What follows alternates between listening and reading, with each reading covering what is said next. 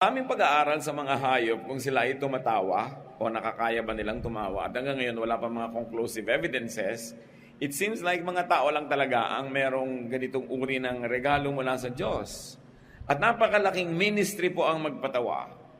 In a manner of speaking, comedians can be considered as priests na namamagitan mula sa divine at sa human kung saan tayo ay napapagaan ng pakiramdam, napapasaya, napapatawa. How does happiness laugh? What does happiness laugh at? Laugh at yourself. Ang isang taong magiging masaya, dapat kaya niya at napagtatawanan niya ang kanyang sarili. Ang kanyang reality, ang mga katotohanan ng buhay niya na madalas hindi naman talaga nakakatawa. Pero ang pagtawa nga sa ating buhay at sa ating sarili ay dapat kung kailan hindi ito sobrang masaya at hindi ito sobrang maganda. Katulad halimbawa ni Abraham. Pinangakuan ng Diyos na magiging ama ng napakaraming mga tao, pero ang tanda na niya, 100 years old na, wala pa siya ni isang anak na maituturing na ito yung legitimate na anak niya na siyang magiging katotohanan ng pangako sa kanya ng Diyos. Minsan dinalaw siya ng Diyos at may mga kasama pang mga anghel ang Diyos at hindi nagpakilala pero nakaramdam sa Abraham, nakakaiba itong kanyang panauhin. Genesis 17:16-17. Ipinangako ng Diyos sa pagpapalain niya si Sarah at magdadalang tao samantalang over 90 years old na yung tao. Sabi ng Diyos, I will bless her and you will have a son by her. She will become the mother of nations and some of her descendants will live and be kings. Abraham bowed with his face to the ground and thought, I am almost 100 years old. How can I become a father? And Sarah is 90. How can she have a child? So he started laughing. Kaharap ni Abraham ang Panginoong Diyos, napaka-serious ng subject matter, pero hindi niya napigil at hindi naman niya pinigil na tumawa. Ano ang kanyang tinatawanan? Yung katotohanan na siya ay halos ang daang taon na at ang kanyang asawa ay mahigit 70 taon na, tapos sasabihan pa siya ng Diyos na magkakaroon pa daw sila ng anak. Isang lesson dito is laugh at yourself, not at others. Kimisan yung comedy, nagiging tragedy kasi ang pinagtatawanan, iba. Dapat humanap ka sa buhay mo ng siya mong ikakatawa. At ang hinahanap nga natin, yung normally, hindi naman nakakatawa by itself dahil bakit kailangan mo pa mag-effort tumawa, kung nakakatawa na talaga. Pero yung nakakalungkot, pag nahanapan mo yon ng nakakatawa at nakakatawa, blessed ka. Laugh at your situation. Maraming sitwasyon sa buhay, hindi maganda sa tingin natin. Hindi dapat ipagdiwang at lalong hindi dapat ikatuwa. Pero anong choice mo? Malungkot, magmukmok, magalit sa mundo. That's your only other choice. So choose to laugh at it. Genesis 18:10-14, kakambal nung kwento kanina. One of the guests was the Lord. And he said, I'll come back about this time next year, and when I do, Sarah will already have a son. Sarah was behind Abraham, listening at the entrance to the tent. Abraham and Sarah were very old, and Sarah was well past the age of having children. So she laughed and said to herself, now that I am worn out and my husband is old, will I really know such happiness? The Lord asked Abraham, why did Sarah laugh? Does she doubt that she can have a child in her old age? I am the Lord. There is nothing too difficult for me. I'll come back next year at the time I promised, and Sarah will already have a son. So hindi lang si Abraham ang natawa dahil sa kanyang kalagayan, si Sarah din, nadidinig niya kasi sa likod ng kortina, ang pinag-uusapan ng kanyang asawang si Abraham at ng Diyos. At sabi ni Sarah, ako, past 90 na, will I have this happiness?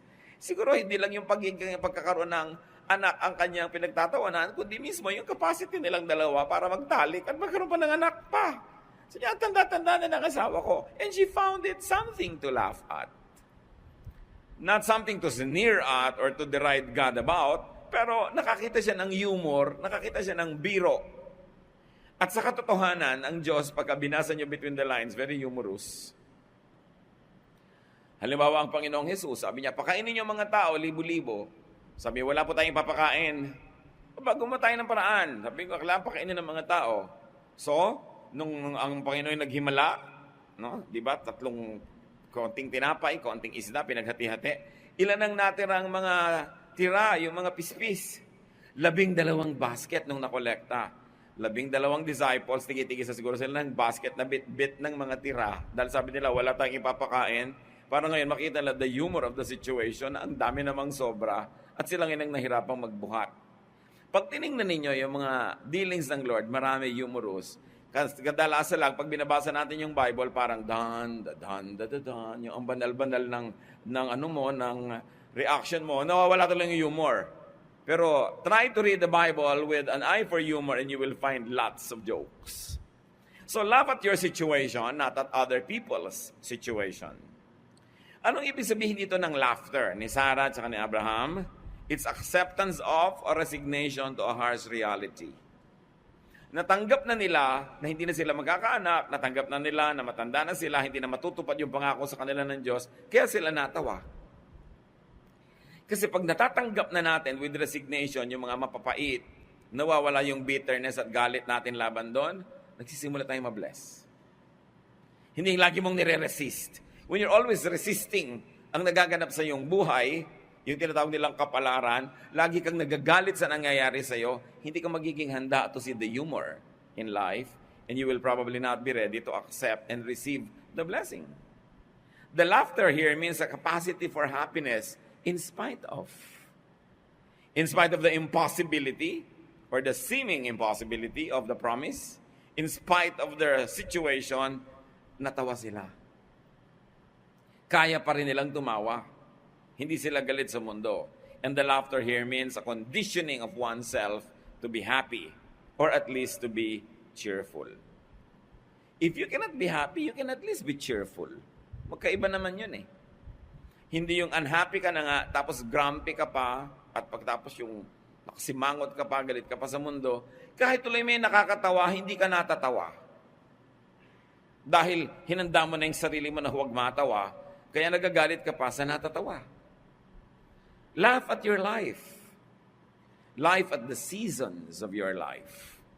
Yung mga season ng buhay natin, panapanahon yan. Your season could be a very nice one. Your season could be a very difficult one.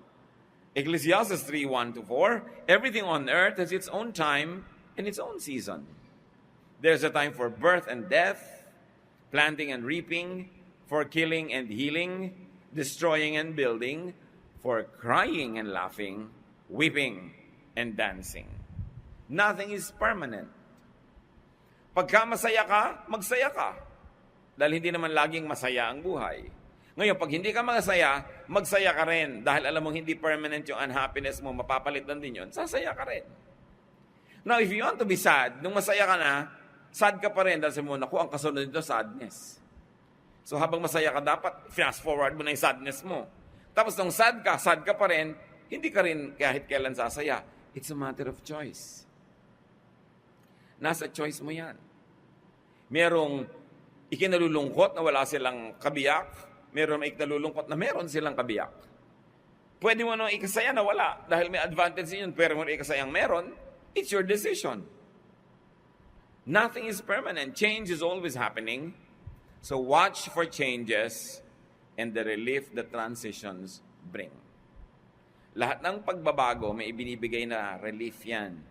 Hindi lang discomfort. Kailangan i-develop mo yung mata mo, kapatid, na makita yon. Fortify your life with a positive attitude and optimism.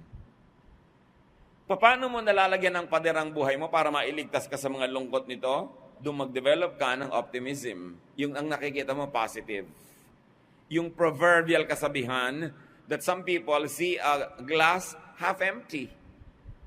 Pagka sila ay negative ang paningin. Some people see a glass half full kung positive ang paningin nila. So kung may kalahating baso pa ng tubig, sabi mo, ay, meron pang natirang kalahati. Positive ang attitude mo. Kung negative naman, ay, wala na yung kalahati, naubos na. Kalahati na lang natira. Pwede mong gawing negative. So the same kalahating basong tubig will make you feel good or bad. It depends on your attitude. Kailangan patibayin mo ang iyong buhay sa pag-develop ng isang very positive disposition. Nasiraan kayo ng sasakyan, matagal gagawin, o maghahanap ka ng kain na ng halo-halo, kakain kayo ng halo-halo, mangunguyakoy kayo doon sa tindahan ng halo-halo. Kasi magreklamo ka sa buhay at magalit, maghihintay ka rin naman habang ginagawa yung sasakyan mo. It's all up to you. Fortify your life with contentment on demand Yung, ay kailangan may makita akong contentment. Kailangan sumaya ako sa sitwasyon na ito kahit na sa sinasabi ng iba, hindi ako dapat maging masaya. Nasa sayo yon. Fortify your life with cheerfulness. Positive dapat tayo sa paningin. Proverbs 15:15, the poor have a hard life, but being content is as good as an endless feast.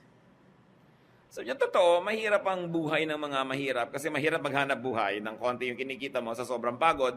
Sabi niya, pero kung kontento, daig mo pa ang may piyesta araw-araw. Kung mayaman ka naman, wala kang contentment, kahit piyesta araw-araw, hindi ka pa rin masaya at nasisiyahan. Bit-bit mo ang iyong kaligayahan. Dala-dala mo rin ang iyong kalungkutan. Nasa sayo kung alin na yung bibitawan at kung alin ang iyong patuloy na buhatin. So laugh at your comedy. Ang buhay ng tao, ang dami-daming comedy. Laugh at your tragedy. Or laugh in spite of your tragedy. Kaya sa drama, yung mukha ng tao, ang dali-daling pinapalungkot, pinapababa lang yung labing ganyan. Sa pinapasaya naman, pinapataas lang. It's the same mouth. It's the same lips. A few directions, a few movements of some muscles will already determine your disposition. Ngayon, kung masaya ka, it shows on your face. Pero kung hindi ka tunay na masaya at pinapasaya mo yung mukha mo magiging entry point ng happiness into your heart. Kaya magiging happy ka rin. You have to reverse the cycle of loneliness by at least showing a cheerful disposition, by singing a song, by smiling, by laughing, at makikita nyo may energy sa yung cheerfulness, it could turn into happiness. Kailangan yun. Yung iba naman happy na, ayaw pa maging cheerful, ayaw pa magpahalata. Ang happy-happy na. Ang laki ng kinita sa negosyo, huy, tumipa ka ba? Konti. Ayaw pang magpahalata, no? Na masaya. Gusto nang tumalon at tumili sa saya, pero ngingiti lang ng konti. Ba't mo kailangan sikilin yung ganong damdamin? Kailangan express mo yan. For example, 2:1-3, Hannah prayed, you make me strong and happy, Lord. You rescued me. Now I can be glad and laugh at my enemies. No other God is like you. We're safer with you than on a high mountain. I can tell those proud people, stop boasting. Nothing is hidden from the Lord, and He judges what we do. So sabi niya, you made me strong and happy. Nire-recognize itong si Hannah na ang happiness sa Diyos yan ang gagaling. Kaya dapat pag dumarating, ine-entertain. Pag wala, hinihingi. Pagka wala, pinoposition mo yung sarili mo para ma-attract sa iyo yung happiness at lapitan ka niya. Alam niyo, ang happiness, ang gusto niyang kasama, kapwa happiness. So pag yung angel of happiness, naghahanap ng kakalungan, makakasama, nakita ka nakasimangot, sa palagay mo, lalapit sa iyo? No. Pero pag may nakita yung nagsasaya, doon pa rin uli yung sasama, because happiness begets happiness. Kaya kailangan ina-attract mo yung happiness. Sa itsura mo, sa kulay ng damit mo, sa ayos ng furniture mo, sa itsura ng hain mo, you attract happiness. Kahit ang iuulam mo lang tuyo, pero korting bulaklak pa ang mga kamatis na nakapaligid, you attract happiness. Pero may 3 tuyo doon na hiwa-hiwalay pa, nakakaantok tingnan. Diba? Nakakawalang ganang kainin, lalo't ang lamig-lamig na. Tapos, hindi pa nakangiti ang mga kumakain. Si Job na ang daming naranasan na hirap sa buhay, chapter 5, 23-26, in times of war and famine, God will keep you safe. You will be sheltered without fear of hurtful words or any other weapon. You will laugh at the threat of destruction and famine. Di ba pag may threat of destruction and famine, you are scared, so you will laugh. Tinatakot ka ng buhay na maghihirap ka, tatanda ka, magkakasakit ka, you will laugh. Yung Proverbs 31 lady, you will laugh at the days to come. Yun ang sinasabi. And you won't be afraid of wild animals. They will no longer be fierce, and your rocky fields will become friendly. Your home will be secure, and your sheep will be safe. You will have more descendants, and there are blades of grass on the face of the earth. You will live a long life, and your body will be strong until the day you die. This is the hope of somebody who believes in God. This is the promise that people who believe in God will always hold on to, no matter how bleak the present time is. Kaya sabi niya, in times of war and famine, in times of threats of destruction, you will laugh. Meron tayong pwedeng pagkunan ng malalim na ligaya kahit yung katabi nating katotohanan, the immediate and the here and the now, seem to be very difficult. Because you know that God is in control and that God loves His people. Your situation will change. Or if your situation doesn't change soon enough, you can change your attitude about your situation. Dalawa lang naman ang pwedeng magbago. Nagbago yung sitwasyon o binago mo ang iyong pananaw. Katulad nung grape na hindi maabot-abot nung bear, yung sour grape. Inaabot niya yung grape, hindi niya maabot. Sabi niya, di bale, maasim naman. Huwag na lang. Pinalitan niya yung attitude niya para hindi siya malungkot. Yun tinatawag na sour grapes. Nag-sour grapes ka na naman. Sabi mo, hindi ka ba niligawan nung lalaking yan? Wala namang kwenta, mukhang tamad. Sour grape, di ba? Kahit nga tamad, bubuhayin mo, iligawa ka lang. No? Pero sour grape ka lang dyan. Defense mechanism natin yon. Bakit mo naman papalungkotin yung sarili mo sa nakakalungkot na sitwasyon na nga? Umimbento ka ng paraan para sumaya. It is your duty to yourself. We have to cope.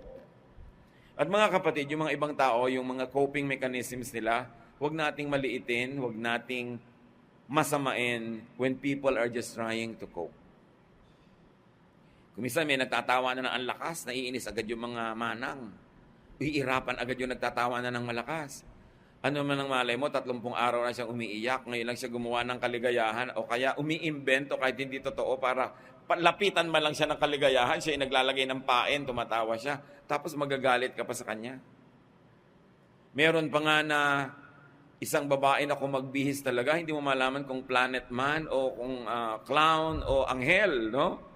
May mga conservative na women sa church, pinagsabihan siya. Sabi niya, sister, bakit naman ganyan ka magdamit? Hindi nakaka-glorify ka, Lord. Hindi daw nakaka-glorify.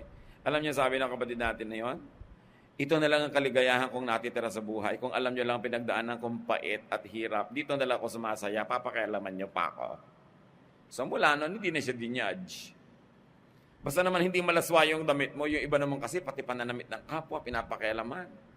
Ano ba naman itong babaeng to? Laki-laki ng ribbon sa ulo. Diba? Mabuti kung may kahon pa rin at ribbon nasa ulo. Masaya siya. Hindi ka naman inaano. Hindi mo alam ang ginagawa ng tao. Kung minsan may kain ng kain, meron naman, magpa-party. Sabi mo, ang hirap-hirap na nga niya, nagpa-party pa. Hindi mo alam, yun na lang ang kaisa-isa niyang taya para sumaya siya, para makakope siya sa situation. We all cope. So you don't trivialize the mechanisms of people when they try to cope with loneliness and with sadness. Now, what's the wonder of laughter? Laughter is not only the best medicine, it is also the best defense and offense against tragedy. Pag kaya mong tumawa sa anumang bagay, hindi ka maitutumba ng anumang bagay na yon. Proverbs 17:22, if you are cheerful, you feel good. If you are sad, you hurt all over. So it's your choice. Will I be cheerful? Or will I be sad? Kung minsan yan na hindi maintindihan ng napakaraming foreigner sa Pilipinas. Lubog-lubog na yung bahay, baha na. Eto na ngayon yung mga taga-dyaryo, kukuha ng picture, lahat ng tao. Baha. Tawanan pa. Kahit na nga sa patay, iyak ka, tapos, picture. Ngitian mo na dahil picture. Yung marunong tayo mag-cope. Di ba? Pagka napakahalagang, yan ay napakahalagang regalo sa atin ng Diyos. Kasi meron tayong 28 mahigit na bulkan na active. Dinadalaw tayo ng mahigit 200 bagyo every year na nag-iuwi ng mga baha, mga landslide at kung ano-ano. Pagkatapos, napakarami pang mga politiko who are raping our country blind and depriving us of so much precious resources. Ang daming dapat ikalungkot sa buhay. Kung hindi tayo magiging cheerful, nagpakamatay na ang buong bayang Pilipinas. Pero hindi. We have this indomitable spirit. Kasi meron tayong cheerfulness. Meron tayong kakayahang magsaya sa konti-unti ang bagay at kaliit-liit ang bagay, kaya nating ipagdiwang ang buhay. At yan, huwag niyong palitan. Magandang karakter natin yan. Kahit kuminsan mukhang mababaw. No? Kahit kuminsan para yung lang, masaya ka na. Pero buti nga ako sumaya. Buti nga, madali akong pasayahin, mababaw lang. Kasi ang hirap pa, ang dami pang kailangan para sumaya. Sabi, if you are cheerful, you feel good. So, pag hindi kayo masaya, mga kapatid, huwag kayong magmukmok. Humanap kayo na ikakasaya, palitan nyo unang-una expression ng mukha nyo. Kasi yung expression ng mukha nyo, magnet yan. Pag nakasimangot yan, sa palagay nyo, anong tinatawag niya? Diba? Kalungkutan. So, kailangan mag-drawing ka ng ngiti sa iyong mga labi. Kahit hindi yun totoo sa iyong puso, mamaya magiging totoo na yun kasi tatablan ka ng sarili mong pagtatawa dyan. May effect yan. You can't always be happy, but you can choose to be cheerful. Nakakapagpagaling ng mga sugat ng damdamin ang ating cheerfulness. Now, cheerfulness is not dependent on outward events. It is dependent on your attitude. Therefore, you are in control of it. Hindi mo makontrol ang mga nangyayari sa labas, pero kaya mong kontrolin yung kalooban mo, pwede mong isagot doon cheerfulness. Because cheerfulness and laughter empowers. Kita ninyo, pag may malakas tumawa, parang kanya yung buong hall. Parang nabili na niya yung buong bus sa pagtawa niya, dinig ng lahat. Laughter empowers. No? Proverbs 17:22, a cheerful heart is good medicine, but a crushed spirit dries up the bones. Kaya tayo mga kapatid, merong ministry of cheerfulness. Kasi pagka ikaw ay malungkot, hindi lang sarili mo yung naapektuhan. Naapektuhan yung mga katabi mo, mga mahal sa buhay, mga nasa paligid. Tayo may pananagutan din sa isa't isa na magpasaya sa isa't isa. Hindi komo malungkot ka, may karapatan ka ng palungkutin lahat ng tao. Meron tayong pananagutan to keep a group spirit. No? Esprit de corps, kailangan buhay. At lahat yan nagko-contribute. Sa inyong pamilya, kung malungkot yung mood, magdagdag kayo ng happiness. Hindi yung tinakausap na kayo, ayaw nyo pa kumibo, pinapakain na kayo, ayaw nyo pa lumabas ng kwarto. Inaalagaan pa kayo. Samantalang dapat katulong kayo na nagpapasaya sa buong pamilya. Kung tayo'y merong mahal sa buhay na may sakit, meron tayong mahal sa buhay na nakaranas ng tragedy, o kaya namatayan ng ating pamilya, lahat tayo may tungkulin na itaas yung mood ng family. Hindi pababain pa yon. We should contribute to the improvement of the atmosphere. Cheerfulness is self-help. Pag ang sarili mo ay pinapasaya mo, naiinip ka, it's self-help. Isa sa mga kalaban ng tao, inip. Lalo kung medyo may edad ka na ng konti o wala ka masyadong ginagawa, naiinip ka. Anong gagawin mo? Kailangan you should cheer yourself up. Kaya yung mga iba, anong nangyayari pag naiinip, umiimbento ng mga bisyo, nagda-drugs, naglalasing, o kaya kung ano-anong sinusuot ng mga panganib, mga thrill, lalong problema ang nagiging bunga. Hindi lang tuloy inip yung nagiging problem, nagkakaroon pa ng crisis, nagkakaroon pa ng tragedy. Cheerfulness is first aid. At may mga tao na kung nagkakasagutan sila, nagkakainisan, kung may pumasok lang na isang nakakatawang bagay at pareho silang tumawa, solve na yung problem, hindi nalalaki yung gulo. Kasi yung pagtawa, nakaka-break yan ng momentum ng pag-aaway. Pag may nakakatawa, kaya kung minsan nag-aaway kayo, may isang kaibigan kayong kengkoy, pinapatawa kayo, nagagalit ka. Huwag kang magpatawa dyan. Buti nga pinapatawa ka. Diba?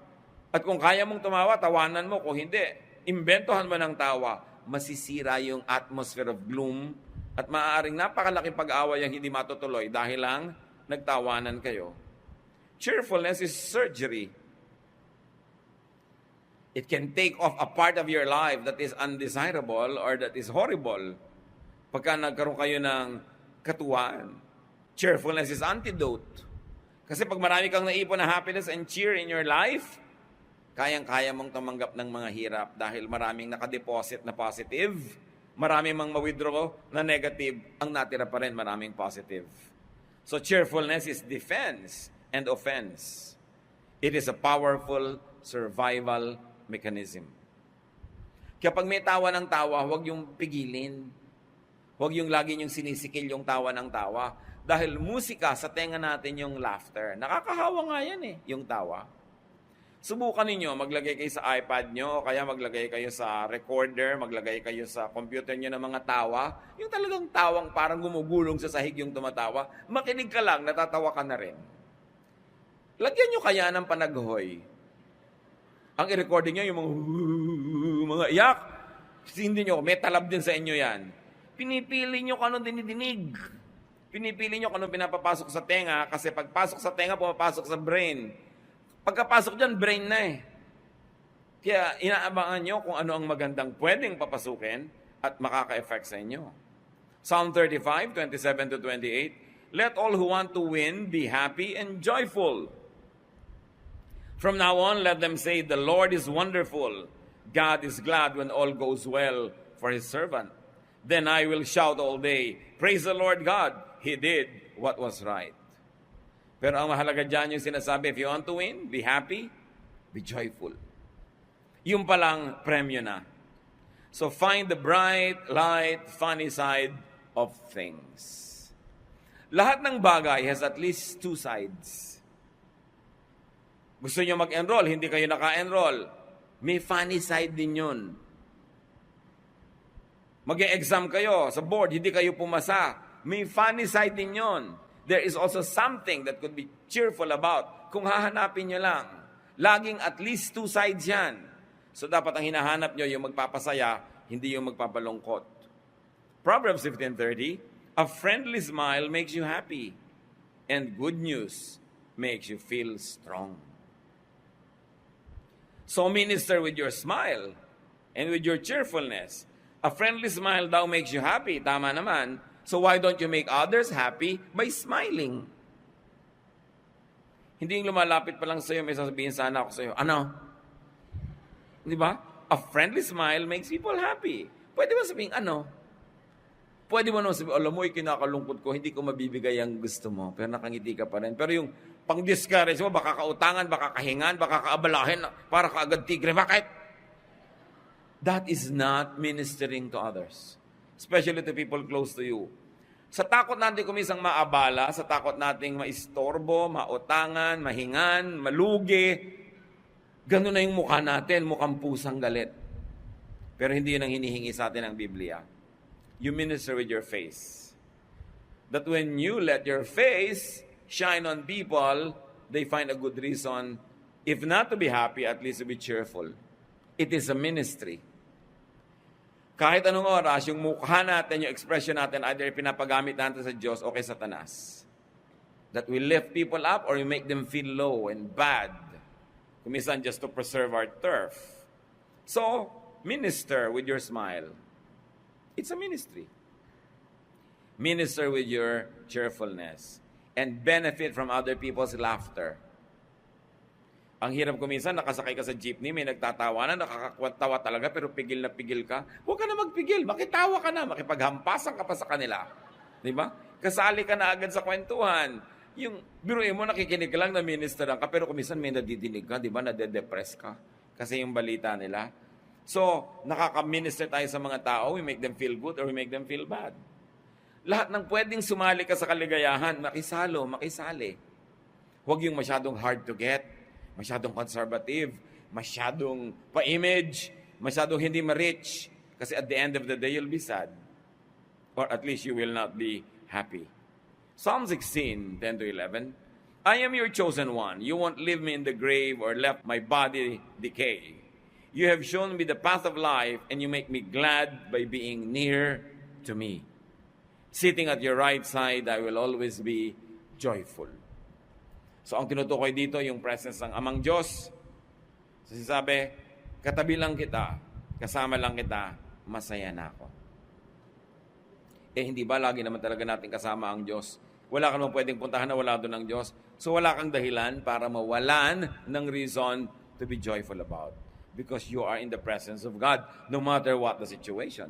And if we're going to internalize that and operationalize that, ang liit ng darating sa iyong lungkot. At dumadapo man yan, maalala mo agad na hindi mo dapat i-entertain, itataboy mo agad. You cannot stop sadness, you cannot stop loneliness and worry from flying over your head, but you can stop them from nesting in your hair. Hindi mo dapat i-entertain masyado matagal. Pag may naalala mo malungkot, ibahin mo, change channels, change the thoughts. Merong tugtog na nakakapagpalungkot sa iyo, huwag yan na i-play mo. Yun nagpapasaya. Dapat nagpapalungkot ka lang sa buhay mo at pinapayagan mo malungkot ka when you reflect and your reflection makes you wiser. Other than that, be kind to your emotion. Find happiness in God's presence, and you will never run out of reasons to be happy. He who laughs wins. Proverbs 18:14, being cheerful helps when we are sick, but nothing helps when we give up. Marami mga pag-aaral na sa medisina, sa mga wellness fields, yung mga taong masayahin, mas madalis makarecover sa sakit. Yung mga malulungkutin, ang hirap tabla ng gamot at madalis ma-infect. Mas madaling ma-infect ang mga taong malulungkutin kaysa mga taong masasayahin. Kaya dagdagan ninyo yung potential na kayo yung lumusog, lumakas, make yourself happy. And we are cheerful not only when we are healthy. Sabi, being cheerful helps one when we are sick. So kahit may sakit ka, maghanap ka ng ikakasaya. Diba? Maghanap ka ng ikakatuwa. Kaya nakakatuwa yung mga ospital na magagandang mga painting, masasaya mga scenery yung nasa room para ma-lift up ang iyong spirit, para sumaya-saya ka. Ano ang mapapala mo pag nagmukmuk ka? Anong mapapala mo kung naninimangot ka? Pati mga tao, iiwasan ka. So nababawasan yung potential that happiness be brought into your life. Happiness brings out laughter. But in turn, laughter can induce happiness. Yan po yung sinasabi natin kanina. Pag masaya ka, matatawa ka. Pero kung hindi ka masaya, magtatawa ka, mamaya, sasaya ka na rin. Kailangan gumawa ka ng paraan para makawala ka doon sa lungkot at yung pagtawa ang isang mabisang paraan. Psalm 126, 1-2, it seemed like a dream when the Lord brought us back to the city of Zion. We celebrated with laughter and joyful songs. So laughter is a celebration. Create and join activities and situations that induce and release laughter. Manood ng comedy imbes ng tragedy o lalo na imbes ng horror. Bakit ka naman magbabayad para tumaas ang presyon, para matakot, para kilabutan, para nervyusin? Masama sa katawan yun. Kailangan merong nakakatawa. Kung meron kayong mga paboritong pelikula na talagang natatawa kayo, replay lang, replay ng replay. Hindi naman nawawala ng talab yun. Pero ang nakikita ko maraming nire-replay ng mga tao, yung drama. Yung nakakaiyak, ito iiyak na naman siya sa part na yon. In fact, magsisimula na siyang manood, may katabi pang isang kahon na Kleenex. Pero ipapayakin mo ang sarili mo, nakaka-drain yan. Kaya maganda yung gift na meron kayong kaibigan na may sense of humor. No? Lagi nyo iimbitahin yun. Sasama kayo sa tao na may sense of humor, masigla, masayahin, kesa yung mga taong laging malungkot. Samahan nyo lang yon to minister to them, but do not go with them too often dahil baka kayo madamay at kayo mahawa sa kanilang mga negative na pananaw sa buhay. Proverbs 15:13, happiness makes you smile, sorrow can crush you. Kaya naman tayo dapat gumagawa ng paraan para ang pamilya natin mapasaya, hindi mapalungkot. Pinag-aaral ka, mag-aaral ka para sa oras ng graduation, kasama ka sa marcha, masaya. Diba? Ikaw naman na padre de pamilya, maging tapat ka sa iyong asawa dahil napakaraming tragedy ng pamilya dahil itong si lalaki ay naglaro na ng ball. Or paminsan-minsan si babae, pero mas masyadong pinirang. Dalas-dalas yung tatay. 85% yata ng kalungkutan ng pamilya madalas galing sa tatay.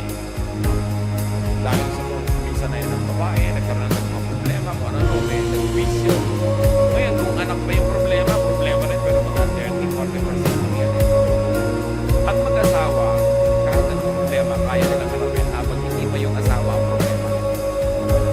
Kahit ano yan, basta yung mag-asawa united, na haharap nila lahat, at mahirap pa yung asawa. At totoo yan, napakalaking challenge sa mga madalas talaga ang dami-dami sa scientific study na pinagmumula ng nakamalalaking sobrang nakapagputan ng kayong tatay nagwisyo o ng babae.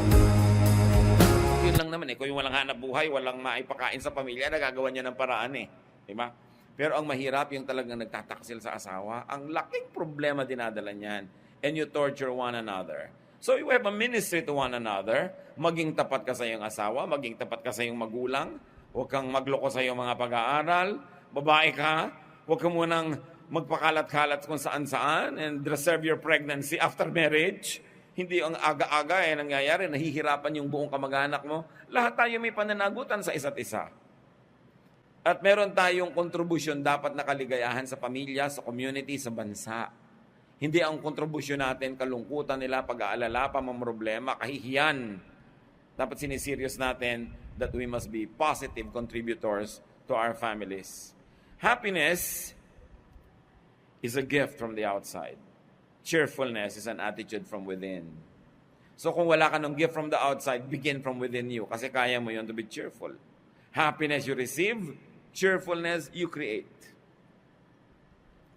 Happiness brings cheer. Cheerfulness extracts happiness from the universe. Yung mga cheerful, palangiti, mga pag-imbento ng kasiyahan, nakakatas nila ang mga planeta at nakakakuha sila ng kaligayahan mula doon. Kailangan marunong tayo ng ganong skill to extract happiness from any situation because you have a cheerful attitude. So laugh and be happy. You were fearfully and wonderfully made. And you were made by God to enjoy this life, to enjoy His creation, to enjoy His goodness, not to suffer. Kung may suffering ang pamilya natin, ang ating grupo, huwag na nating dagdagan pa. Kung minsan, mga magulang nyo may problema, yung mga anak naman magre-rebelde pa, sasabay pa, dinadagdagan nyo pa yung problema. Pagka merong mahina na performer sa ating pamilya, merong failure yung performance niya, all the others have to compensate and do extra well para buuin yung pamilya. Hindi yung magdadagdag pa kayo ng problema, may problema na nga. Dapat patibayin. How much do you want to be happy? Kanina, tinanong ko kayo, how happy are you? 1 to 10. You'll be surprised. Many people are not really happy. Or at least they think so. Pero dapat meron tayong gawin. Hindi ka pala happy, umimbento ka ng kasiyahan. Be happy, be cheerful. Do something. Lift yourself up. Magsaya, magpasaya. Dapat meron ka talagang happiness project. Ang dami nating project sa buhay eh. May project ka ba na sumaya? May project ka ba kung paano mo papasayahin pa ang iyong asawa? Iniisip mo ba yan? Paano ko pa siya papasayahin? May project ba tayo para, paano ko papasayahin ang mga bata, ang mga anak ko? Is that enough na pinapakain ko sila, pinag-aaral ko? Paano ko sila papasayahin? Mga anak, may project ba kayo? Paano ko papasayahin ang aking magulang? Huh? Minsan, ang dami yung project, paano ko papasayahin ang girlfriend ko, boyfriend ko, pero yung mga magulang, nakakalimutan.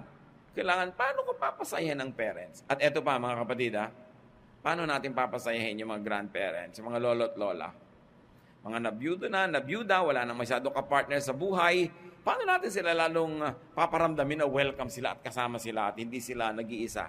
Paano natin bibigyan pa ng kulay, sigla yung mga nalalabing panahon nila dito sa lupa? Meron tayong pananagutan sa isa't isa. Pero para nyo magawa yon, pasayahin nyo muna ang sarili nyo because you cannot give what you do not have. Kung ang tingin nyo sa sarili nyo ay kayo malulungkutin, baguhin nyo yan. Hindi yan ang gusto ng Diyos para sa inyo. Tsaka sigurado may nadadamay. Magpasaya tayo, pasayahin natin ang buhay para dumadating man yung mga hirap, dumadating man yung mga hindi natin maiiwas sa mga pagsubok, maraming reserve of goodwill, reserve of happiness and cheerfulness inside of us so we will survive because God likes us to prevail. God likes us to be victorious. Ama namin sa langit, suriin mo po kami, kayong nakakakita kung sino sa amin ang mga malulungkot, generally speaking. Ituro mo sa amin at ipakita mo sa amin, Lord, ang pinagmumula ng mga lungkot ng buhay namin at kung ano ang mga attitude, ugali, asal, behavior namin na lalong nagpapalala sa mga lungkot na ito, nagpapatagal, nagpapalalim. Turuan mo kami, Lord, to have a positive disposition, to have a victorious attitude, and to win over the works of darkness in our lives. Because we believe, Lord, that unhappiness doesn't come from you.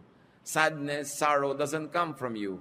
It comes from the enemy who prowls around like a roaring lion looking someone to devour. Teach us to be watchful, teach us to be wise, and to reject the advances of the evil one to make us sorrowful. Turuan mo kami, Lord, to take control of our lives under your power and guidance so we can make ourselves and the people around us happier. Magbulay-bulay tayo, mga kapatid. Identify natin sa tulong ng Espiritu ng Diyos yung ating mga ugali, asal na nagpapalungkot. Ipagdiwang natin yung mga ugali at asal natin nagpapasaya at let's do it more. and be serious about our ministry to spread happiness and cheer. It is better than religious work. It's like spreading the gospel when you spread happiness, when you spread cheer. Lord, sa amin pong pananahimik sumandali, kausapin niyo po kami, papagliwanagin yung mga isip namin, at nawa lahat kami magkaroon ng clearer ideas how to be happier ourselves, how to be more cheerful, and how to make people around